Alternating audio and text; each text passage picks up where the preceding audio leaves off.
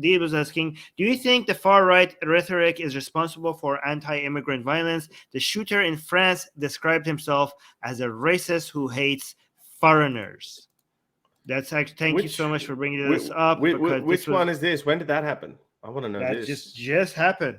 Like yesterday 24 hours ago. Yeah, right. Yeah. I heard something about it. Was that PKK? Yeah. Wasn't that PKK violence? No, that was in Turkey. No. Oh, no. Let me actually. No. In Paris. Yeah. So I read TRT. No, let's read it. Okay. Paris shooting. Protests after deadly attack on courts. It's on courts, not like it's attack on courts, not by the courts. Paris has witnessed a second day of violent unrest after Friday deadly attack on the city's Kurdish community. Protesters who gathered on Saturday overturned cars, setting some on fire, and hurled objects at police. Officers responded by firing tear gas. 3 people were killed in Friday's attack, which took place at a Kurdish cultural center at a restaurant. The suspect, who has reportedly described himself as a racist, has been transferred to a psychiatric facility. The 69-year-old was released from custody for health reasons following an examination on Saturday. Prosecutors said he is yet to appear before a judge. In the wake of the shooting, the suspect said he hated foreigners. Yeah, this guy is like a racist, native. Yeah, a police source earlier told the AFP news agency.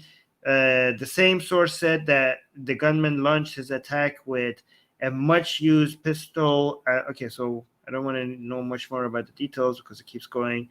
But yeah, it just seems like a racist. No, but why are these cars upside down and burning? And who's doing that if there was just one shooter? Oh, yeah, 3 places came under fire. Okay. So witnesses said the attacker, tall, white, and elderly. See, they're being so careful now, okay? I like how because they don't want to be accused of being anti-white racist, right? So they put the white in the middle of other features to be like, we're just describing everything innate about the guy, not just the fact that he's white, okay? Tall, white, and elderly. Because, like, who cares about the fact that they're tall? They're like, we can't just say he's white. Yeah. Let's just also say he was tall. Shot dead 2 men and a woman in the city's 10th district. Yeah, so 2 people. 3 others were injured, one of whom remains in a critical condition. 3 places came under fire. Okay, who's toppling the cars? The suspect is retired. Okay, he has a history of weapons. Okay, that's about the suspect. Last year, unrest. Unrest began soon after Friday's shootings. Footage showed people starting fires in the streets and smashing car windows. Police used tear gas as the protesters attempted to break through a security cordon. Saturday's renewed violence unfolded after hundreds of Kurds gathered peacefully in the place La Republic. I can't do it. La Republique. To pay tribute to the 3 victims. It was not clear what sparked the clashes. Police said 31 officers and 1 protester had been injured, and 11 arrests were made. In the aftermath of the shooting, Kurds have called for better protections from the French authorities. Committee leaders met the Parisian police chief on Saturday. Friday's attack came almost 10 years after. So I get it. So now you want to know why I say it matters who's reporting this. So take this off and let me show you how TRT, which is such a horrible freaking news media that should never be trusted. Look how they are. Look how they're painting this one. Sure. Supporters of PKK terror group turned Paris into battlefield. Oh my God. TRT, guys, is a Turkish propaganda outlet. The hell, So this is because they obviously they hate the Kurds, and they put everything. Now, I just want to talk about one thing before I go into this. Like, when I was talking about how they accused when Moroccans were rioting in Paris, instead of saying that, oh, Moroccans were rioting, they said Parisians were being racist, or the authorities of Paris were being racist towards Moroccans because they were celebrating or they were mourning their loss. You see how bad this whole Muslim propaganda is, and this is Turkey. Turkey's doing that. So let's have a look. Let's read through this. So what oh no, hang on. Is that you? Oh no, that's you. No, you removed it. Oh, sorry. Here. So supporters of PKK terror group turned Paris into battlefield, injure officers. The violent demonstrations came one day after a 69-year-old gunman with suspected racist motivation opened fire in Paris, killing at least 3 people and injuring 3 others.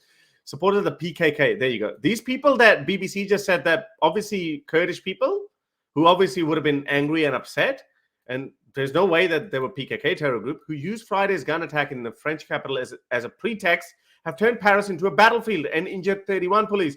So it's the same car. It looks like it's just one car, and obviously this little cordon area that bore the brunt of these demonstrations or riots. And when the Moroccans were doing that, they did not call it out. They said that was, Paris was being racist. So having gathered at the central place de la République at around 2 p.m. local time on Saturday, thousands of supporters of the terror group. How did they know there were thousands of supporters of the terror group? How did they know? Yeah, what does this got to do with the PKK? This is about the Kurdish people. I mean, I don't endorse them toppling cars and stuff, but this was about the Kurdish people of wings, demanding more protection. Yes, and this is it. They just call that. Oh, wait. There's that evidence. Hey, that's the evidence. Maybe there's go. Wait. It says the protesters. No, the second thing. The protesters were chanting pro-PKK slogans and carrying posters of the terror group's so-called leaders. They then ripped off the pavings. Okay, so apparently that's their evidence. Do we have any confirmation of that?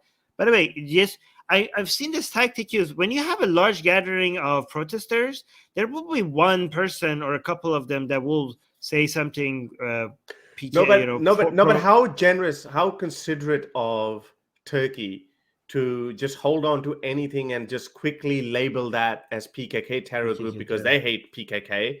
Yeah. But I'm just talking about hypocrisy. I mean, PKK is a terror. Yeah, it is a terrorist organization. I get it, but I'm saying because it suits them to call them terror groups. Yes, it's generalization. This is a generalization of all protesters because some people there were holding signs that was pro. I'm just talking about the hypocrisy that they would not apply. They would not call the Moroccan rioters as, hey, rioters. Like even let's just say the Moroccans had one protester had held some a flag or a banner of some African terrorist organization or something. But I would not call them, hey, they belong to that. I would just call them that this is Moroccan football hooliganism, right? And this is not an appropriate behavior. That's what I would say. So even with this one, I would say, sorry, Kurds, this is not a way to protest by toppling cars and all that. But most Kurds were peaceful. Like you can see that. Yes. I get that. Again, I get that. The same goes for Moroccans as well. But my point is that this is in our last conversation a couple of weeks ago. My point was it matters who gives you your news, and that is not Al Jazeera or TRT. These news outlets are propaganda outlets. If you want to get your news from, I don't even like CNN because that's just divided in left and right so much. Get it from BBC, get it from DW, and if you like, get it from France 23. These 3, in my opinion, are the best news outlets at the moment. I do like to see so Al Jazeera and TRT and some other media, they have a bias on certain areas, but they do the coverage in those. Like even for example, Al Jazeera has good coverage on things that they're not biased about. Yeah. So we don't. I think you could consume all of these news as long as you are aware of what the bias is. These people fall for it, man. It's my responsibility to tell people that if you want to read it, I'm telling you, I don't know this. There might be, if these people say, oh, well, why should I believe BBC? It's a British propaganda website. But I'm telling you, BBC, DW, whatever you want to call them, but they are good enough to at least give you the impression that they're not being biased, because they will show the other side. Why did BBC, that article that Armin showed of the same incident, what interest does BBC have or not have not to label these people PKK? But BBC yeah, didn't care the about reason why I want to consume TRT as well is because it's for me interesting to see the bias of TRT. Like Yeah, that, well, it's not. I'm not just getting the news, but I'm also getting the information about TRT's bias. Like, you know what I mean? Yeah, no, I do that too. Look, I saw that. This is why I brought it up.